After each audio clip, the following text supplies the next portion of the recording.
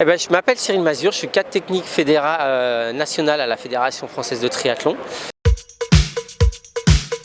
Je manage une équipe de classificateurs pour pouvoir attribuer les catégories de handicap dans notre discipline aux athlètes qui sont présents.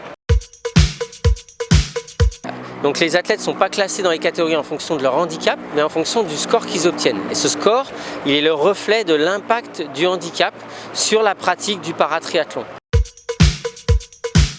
On peut retrouver dans des catégories des handicaps très différents. Par exemple, dans une catégorie, on peut retrouver des hémiplégiques avec des gens qui ont une amputation fémorale, parce qu'on considère que l'impact sur la globalité du triathlon, elle est la même. Alors certains vont être impactés plus sur la natation, d'autres plus sur la course à pied, mais globalement, à l'arrivée, on considère que c'est le même impact.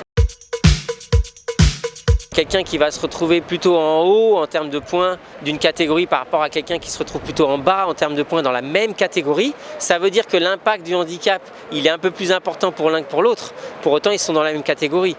Donc, il n'y a aucun système de classification qui est juste et qui est équitable totalement. Si les règles sportives changent, on est obligé de repasser tout le monde.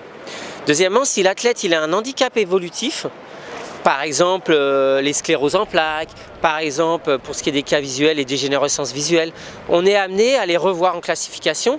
Et dans ce cas-là, quand on sait que c'est inhérent au handicap, on va planifier. Ça veut dire on va lui dire qu'on le revoit dans 2 ans, dans 1 an, dans 3 ans. Ouais, super, merci. De rien. Merci beaucoup.